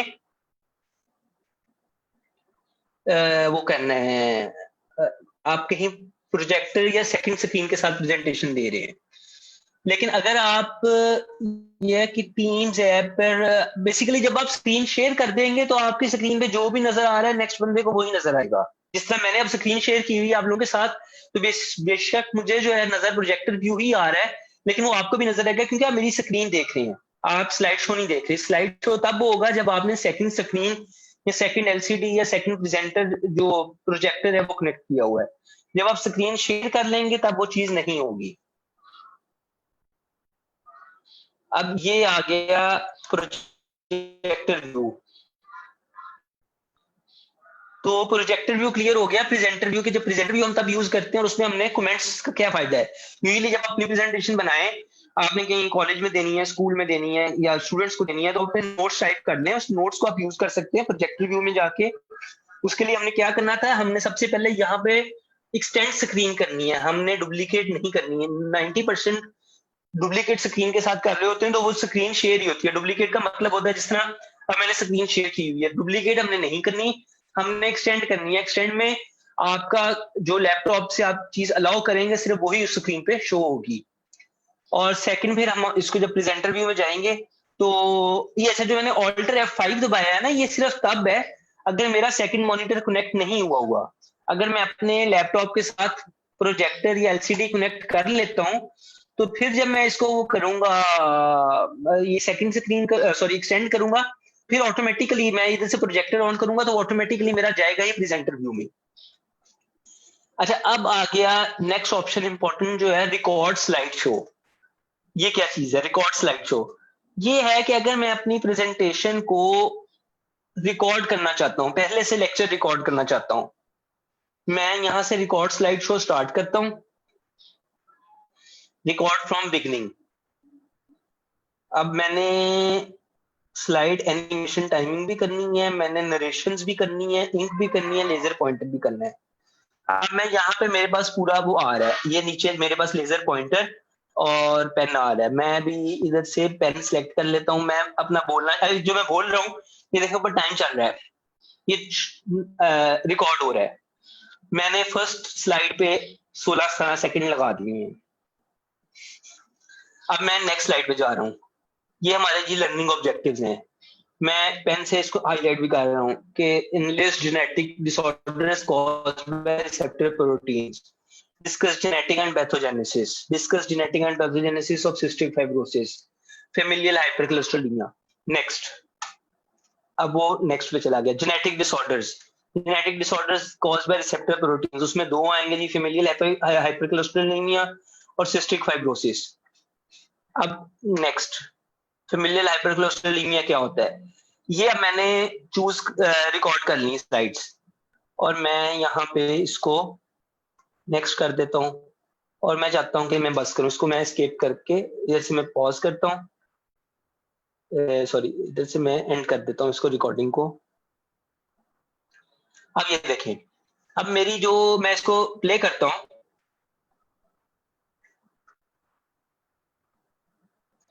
ये देखें हर आपकी जो उस पे है ना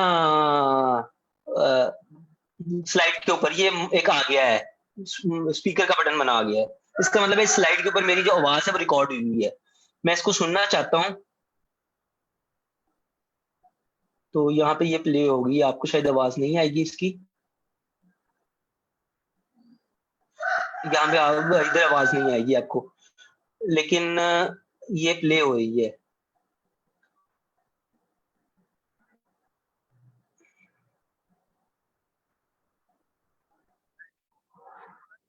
मुझे मैं श्योर नहीं हूँ कि आपको आवाज आ रही कि नहीं आ रही। अच्छा, जब मैं ये वाली स्लाइड करूंगा तो ये देखें, ये मैंने नॉर्मल वो किया हुआ प्रेजेंटेशन, तो जो मैं हाईलाइट कर रहा हूँ वो ऑटोमेटिकली शो हो रहा है।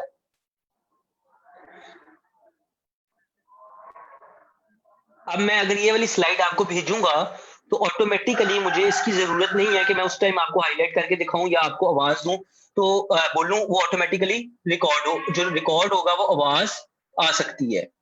अब क्या है कि मैं चाहता हूं कि ये तीसरी स्लाइड है, मैंने जो इसकी रिकॉर्डिंग की है मुझे पसंद नहीं आई, मैं चेंज करना चाहता हूं इसको। मैं इसको यहाँ पे आऊंगा, इसको सिलेक्ट करूंगा, मैं इसको डिलीट कर दूंगा। मैं दोबारा से इस सिर्फ रिकॉर्ड फ्रॉम करंट स्लाइड, मैं सिर्फ इस स्लाइड पे आऊंगा और इसकी दोबारा से रिकॉर्डिंग कर लूंगा। ये लर्निंग ऑब्जेक्टिव्स की स्लाइड है, मैं लर्निंग ऑब्जेक्टिव्स की रिकॉर्डिंग जो है वो दोबारा कर लूंगा। मैं इधर से गया पेन में, मैंने इस तरह रिकॉर्डिंग की, मैंने हाईलाइट किया। मैं हाईलाइट करूं ना करूं एक ऑप्शन है, मैं आवाज जो बोल रहा हूँ वो भी रिकॉर्ड हो रही है, और उसके बाद मैं यहाँ से क्लोज करके वापस आ गया हूँ। ये इसने इस स्लाइड की जो नई रिकॉर्डिंग है वो आवाज उसकी आनी शुरू हो जाएगी।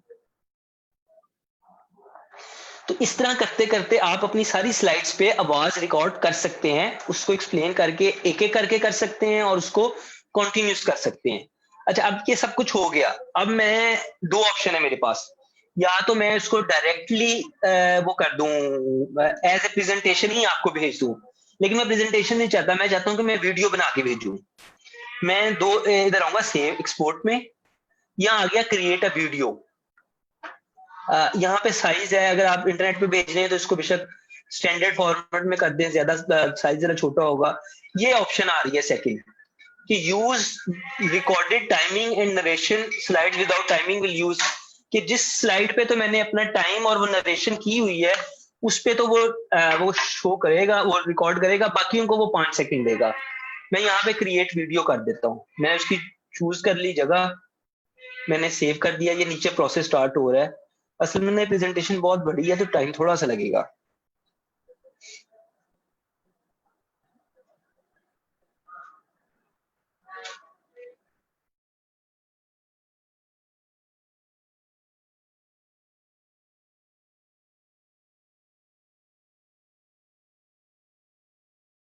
ये आप यूज कर सकते हैं कि जिस समय आप लेक्चर्स दे रहे हैं, आपने कोई लेक्चर अपलोड, यूट्यूब पे भी लेक्चर अपलोड करना है तो जरूरी नहीं है कि आप लाइव उसी वक्त रिकॉर्ड करें, आप अपना आराम से प्रेजेंटेशन बनाएं, उस प्रेजेंटेशन की एक एक स्लाइड को एक्सप्लेन करके रिकॉर्ड करें और उसके बाद में वीडियो बना के अपलोड कर दें, या अपने क्लास में भेजनी है क्लास में भेज दें, जिस तरह भी आप भेजना चाहते हैं आप भेज दें। तो ये बहुत यूजफुल है करंट सिनेरियो के अंदर।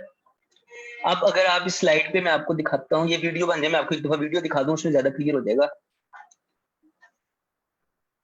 ये वीडियो कंप्लीट हो गई। यहाँ पे कहाँ आई है,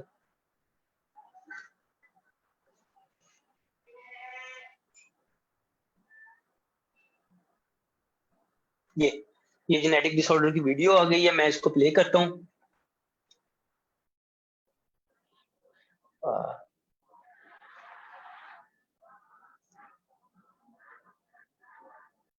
आवाज अभी भी शायद आपको नहीं आ रही।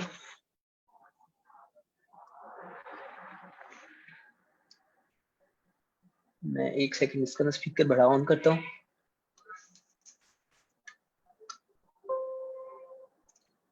ये देखिए, मैं जैसे क्या पेन में मैंने हाईलाइट किया, मैं हाईलाइट करूँ ना, आपने एक ऑप्शन है, मैं आवाज जो बोल रहा हूँ वो भी रिकॉर्ड हो रही है और उसके बाद मैं यहाँ से अब वो नेक्स्ट पे चला गया, जेनेटिक डिसऑर्डर्स।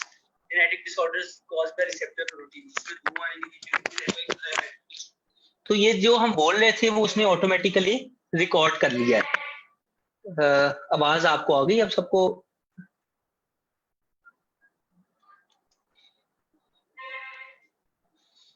तो वापस हम इस पे आते हैं। तो ये हमारे पास ऑप्शन एक है रिकॉर्ड करने की, अगर हम प्रेजेंटेशन आराम से रिकॉर्ड करें अपनी, फिर उसके बाद हमारे पास ये सेव्ड होगी। हम चाहते हैं कि यार इसकी एक्सप्लेनेशन, इस स्लाइड पे जो एक्सप्लेनेशन दी थी मैंने उसमें कुछ चीजें कम रह गई थी, मैं उसको दोबारा से एक्सप्लेन कर देता हूँ। तो मैं दोबारा से उसको एक्सप्लेन करके उसको इस स्लाइड पे आऊंगा सिर्फ वो। अब मैं चाहता हूँ कि मैंने इस स्लाइड की सिर्फ टाइमिंग रिहर्स करनी है।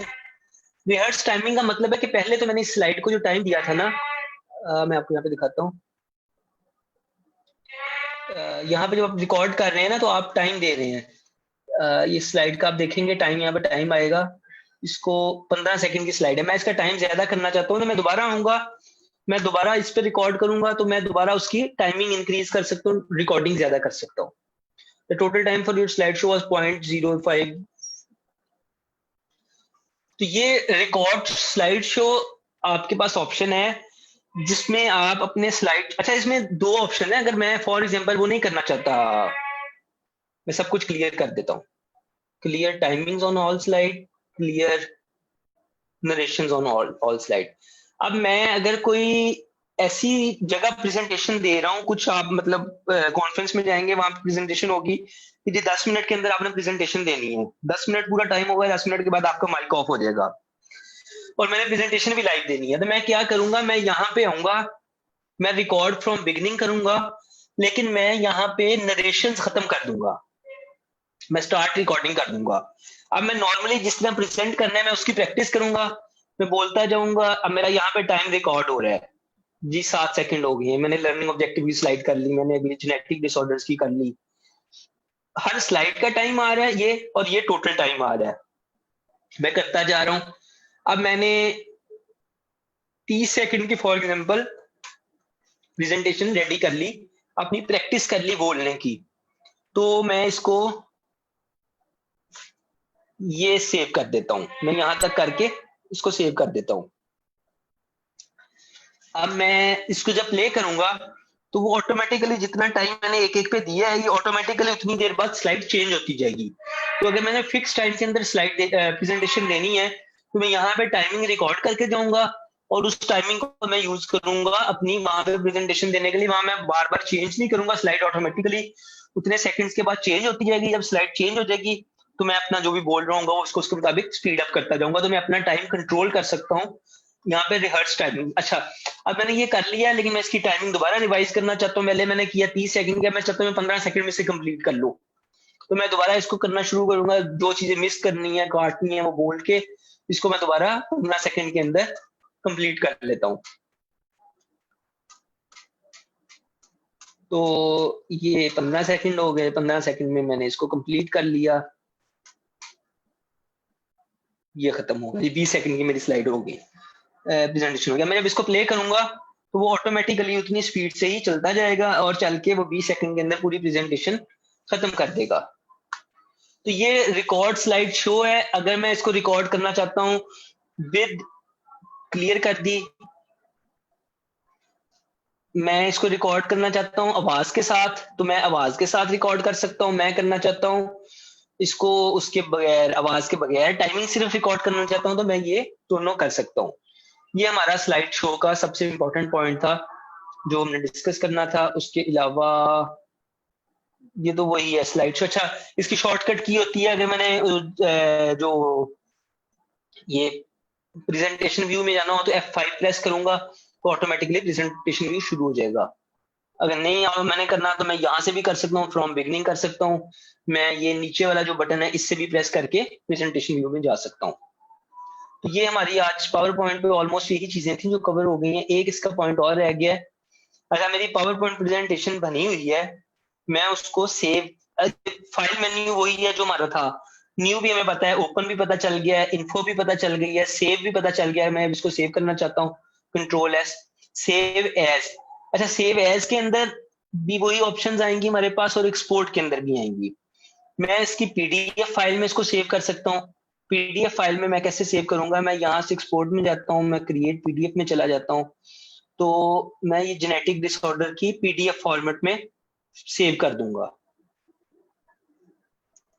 अब मैं अगर आपको डेस्कटॉप पे आकर दिखाता हूँ, ये मेरी, ये तो पावर पॉइंट थी, तो मैं दिखाता हूँ, ये स्लाइड जो है वो पीडीएफ फॉर्मेट में सेव हो गई। पूरा सारा कुछ वही है पीडीएफ में, इसमें कोई एडिट नहीं कर सकता। चीज जो मैं अपने स्टूडेंट्स के साथ अगर शेयर करना चाहता हूँ तो मैं पीडीएफ फॉर्मेट उन्हें भेजूंगा, ना वो इसको रीयूज कर सकते हैं परमिशन के बगैर, ना ही इसमें कोई चीज एडिट हो सकती है। तो ये उनके पास एज ए नोट्स चली जाएगी।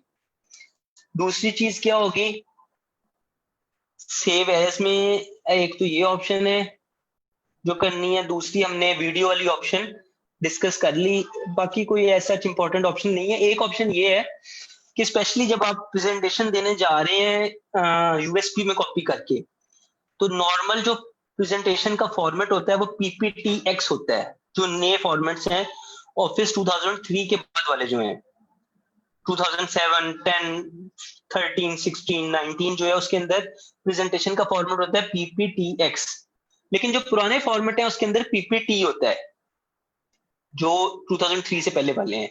अब होता क्या है कि अगर हमारे पास 2003 वाला फॉर्मेट हो तो वो 2007 वाले के बाद वाले फॉर्मेट में चल जाएगा, लेकिन पीपीटीएक्स जो है वो पुराने ऑफिस में नहीं चलेगा। अगर मैं किसी ऐसी जगह पे जा रहा हूँ जहां मुझे नहीं पता कि ऑफिस कौन सा इंस्टॉल्ड है, तो हमेशा बेहतर होता है कि आप इसको अपना एक फॉर्मेट ये वाला लाजमी सेव कर लें। मैं इसको सेव एज में जाऊंगा, या इधर से एक्सपोर्ट करूंगा, या इधर से सेव एज में जाऊंगा। डेस्कटॉप पे सेव करनी है, मैं यहाँ से ये ढूंढ के पीपीटी जो फॉर्मेट है ये वाला पावर पॉइंट 97 2003 फॉर्मेट में भी इसी को सेव कर लूंगा।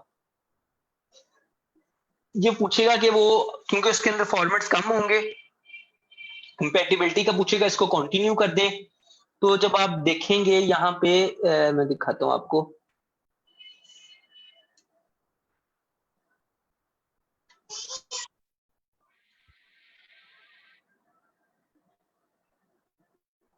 पीपीटीएक्स वाली है और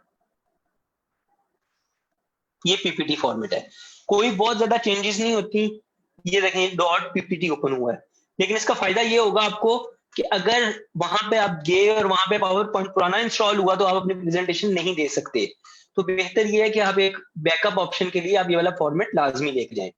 और एक और एडवाइजेबल चीज होती है, आप प्रेजेंटेशन देने जब भी जा रहे हो हमेशा अपनी प्रेजेंटेशन जो है अपने आप को यूएसबी में कॉपी करने के साथ साथ अपने आप को ईमेल लाजमी करके जाएं, ताकि उधर जाके कोई यूएसबी का इशू आ जाए, यूएसबी खराब हो जाए, यूएसबी आपकी घर रह जाए, इंटरनेट एक्सेस करके अपनी ईमेल से डाउनलोड कर सकते हो।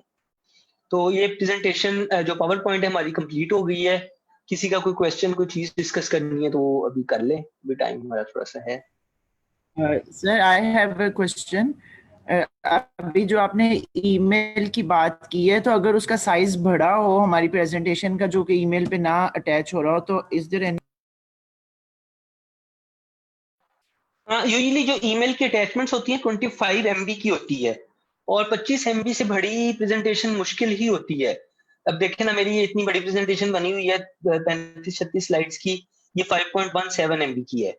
तो 33 MB का मतलब है कि आपने कोई एटलीस्ट 25 MB का मतलब है कि आपने कोई बनाई है, कोई 100 स्लाइड्स की प्रेजेंटेशन बनाई है। उसमें भी ऑप्शन अवेलेबल है, अगर तो आप जीमेल यूज कर रहे हैं तो वो ऑटोमेटिकली जीमेल जो है ना गूगल ड्राइव पे अपलोड कर देता है आपकी प्रेजेंटेशन। और अगर आप यूज कर रहे हैं ये हॉटमेल वगैरह यूज कर रहे हैं तो वो वन ड्राइव पे अपलोड कर देते हैं, वो खुद ही आपको ऑप्शन दे देता है। मैं आपको यहाँ पे दिखाता हूँ। हम फाइल को कंप्रेस करके नहीं सेंड कर सकते? नहीं, कंप्रेस करके सेंड करने की ऑप्शन नहीं यूज करनी चाहिए, क्योंकि जब आप अगले के कंप्यूटर पे जाके ओपन करेंगे तो कंप्रेशन एल्गोरिदम्स होते हैं जो फॉर्मेट्स खराब कर देते हैं। वो जिस कंप्यूटर में कंप्रेस हुई होती है उसी कंप्यूटर में ही यूज हो सकती है। तो बेहतर होता है कि कंप्रेस ना करें, आप उसको ऑनलाइन अपलोड कर दें। उसमें आपके पास बैकअप भी रहता है और आप उसको यूज भी कर सकते हैं।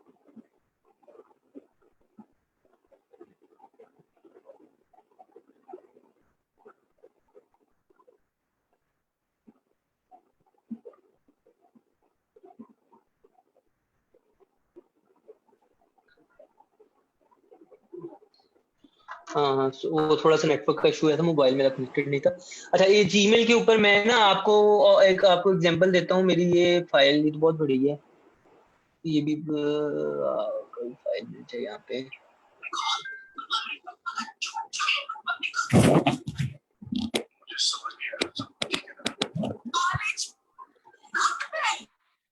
मैं यहाँ पे अगर कोई ईमेल करता हूँ ना, मैंने फाइल अटैच करनी है, और अगर मैं कोई बड़ी फाइल अटैच करने की कोशिश करूंगा,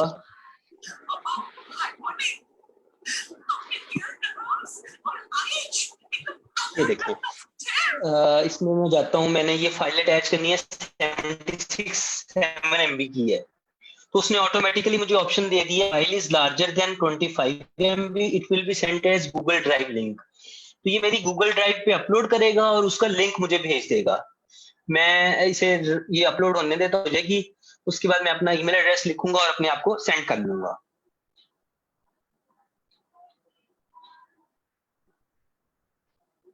समझ आ गई सबको ये पॉइंट? कंप्रेस करने का मैं बिल्कुल एडवाइस नहीं करूंगा कि आप कंप्रेस करके करें, क्योंकि आप कंप्रेस करके करेंगे तो अगले के कंप्यूटर में वो अनजिप करने वाली ऑप्शन ना हुई तो फिर आपका जो इशू है वो वहां पे ही रहेगा।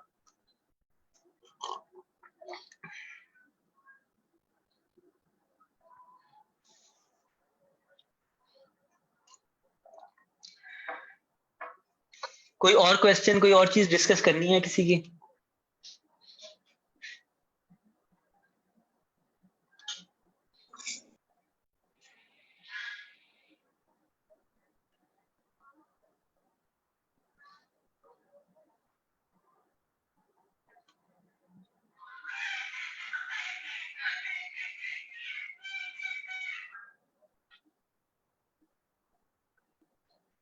ये मैं दोबारा एक दफा शेयर कर देता हूँ। Sir explain again how to send larger files on email. ये मैंने बताया कि जब आप ईमेल पे जाते हैं, आप कोई लार्जर फाइल अपलोड करने की कोशिश करते हैं ना, मैं जिस तरह अब ये फाइल मेरी वीडियो फाइल है, मैं 77 MB की है, मैं कंटिन्यू अपलोड करने की कोशिश करूंगा तो वो ऑटोमेटिकली मुझे जीमेल ही मैसेज दे देगा कि 25 MB से है, ये फाइल अटैच नहीं होगी, ये गूगल ड्राइव पे अपलोड हो जाएगी और गूगल ड्राइव का लिंक सेंड होगा। गूगल ड्राइव का लिंक कैसे सेंड होता है, आप ये देखें, मैं अटैच इधर दिया ना, यहाँ पे आ रही होती है गूगल ड्राइव की ऑप्शन। ये मेरी गूगल ड्राइव है, मैं कोई इसमें जाता हूँ, मैं ये एक बुक है, इसका लिंक है, ये इस तरह लिंक सेंड हो जाएगा। मैं यहाँ पे अपना ईमेल एड्रेस लिखता हूँ, बोर्ड रिव्यू बुक, मैं इसको सेंड कर देता हूँ। अब ये देखें, जो मुझे ईमेल आएगी ना, उसमें ये लिंक होगा, मैं जब इस लिंक पे क्लिक करूंगा वो गूगल ड्राइव से ऑटोमेटिकली उसको डाउनलोड कर देगा। आपका ये डिस्प्ले उसने जो गूगल है ड्राइव वो से बंद हो डाउनलोड गया कर। है। अच्छा सॉरी,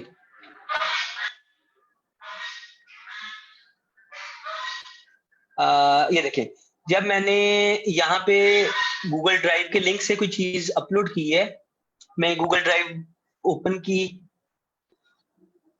ये बुक्स में गया, मैंने ये एक बुक सिलेक्ट कर दी और यहाँ पे मैंने अपना ईमेल एड्रेस लिखा। अब मैं इसको जब सेंड करूंगा तो ये जो मुझे ईमेल आएगी उसमें आप देखें, उसमें फाइल अटैच नहीं होगी, उसकी अटैचमेंट नहीं होगी साथ, उसमें ये लिंक होगा, ये लिंक है, इस लिंक को जब मैं क्लिक करूंगा वो ऑटोमेटिकली ओपन हो जाएगा, उसमें डाउनलोड कर लेगा। और ये कैसे होगा, जब भी कोई भी फाइल मैं 25 MB से बड़ी अटैच करने की कोशिश करूंगा तो वो मुझे मैसेज देगा, your file is larger than 25 MB, it will be sent as Google Drive link.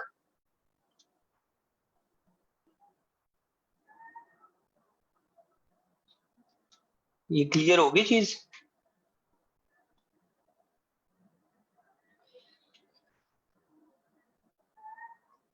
तो वो जब अपलोड हो जाएगी, जिस तरह ये लिंक बुक का मैंने आपको शो किया था, इसी तरह बुक का लिंक, वो उस फाइल का लिंक यहाँ पे आ जाएगा और उसको बाद में आप डाउनलोड कर सकते हैं वहां से जाके इंटरनेट से, और वो गूगल ड्राइव पे आपकी परमानेंट सेव भी रहेगी। जब भी आपको बाद में जरूरत होगी, जब तक आप खुद उसको डिलीट नहीं करेंगे, वो वहां से रिमूव नहीं होगी।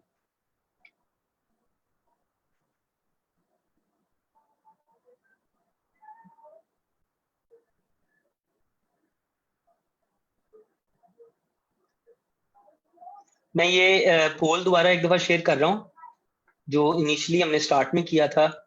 अपना जूम ओपन करें, उसके नीचे पोल्स की ऑप्शन आ रही होगी, उस पर आप क्लिक करेंगे तो ये ओपन हो जाएगा। इसको आप एक दफा दोबारा कर लेंगे तो जो क्वेश्चंस हमारे हमने डिस्कस किए हैं वो और ज्यादा क्लियर हो जाएंगे।